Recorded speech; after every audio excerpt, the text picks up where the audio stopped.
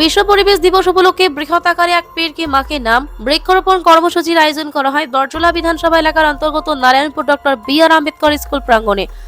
সম্প্রতি রাজ্য সভাপতির দায়িত্ব গ্রহণের পর এটি ছিল তার প্রথম জনমুখী কর্মসূচি।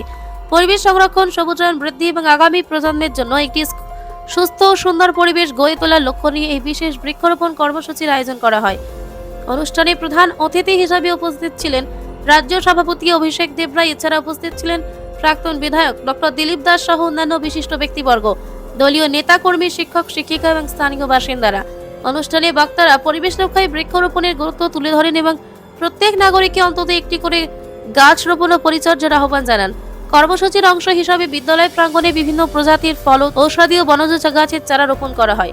উপস্থিত সকলের সক্রিয় অংশগ্রহণে কর্মসূচিটি সফলভাবে সম্পন্ন হয়। আপনারা সকলে জানেন যে আজ 5ই জুন বিশ্ব পরিবেশ দিবস।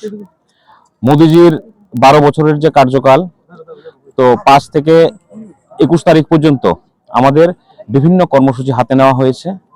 তো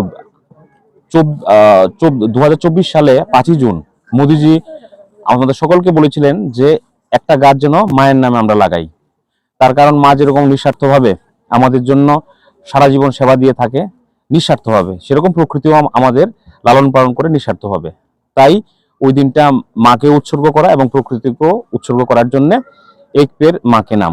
তো আজকে এই কর্মসূচির অঙ্গ হিসাবে বরজলাতে আমরা বরজলা মণ্ডলের উদ্যোগে এই প্রোগ্রাম অ্যারেঞ্জ করা হয়েছে। এখানে আমাদের প্রদেশ যিনি সহসভাপতি আছেন তাপস ভট্টাচার্য মহোদয়, উনি আমাদের এই পুরো ত্রিপুরা রাজ্যের ইনচার্জ এই প্রোগ্রামের।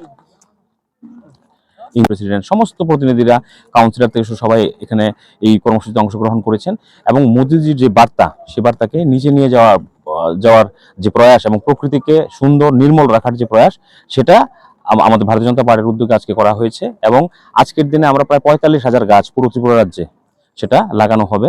তো এবং পরিবেশ যেন সুন্দর থাকে, ভালো থাকে, নির্মল থাকে, তার জন্যই একটা প্রয়াস নেওয়া হয়েছে।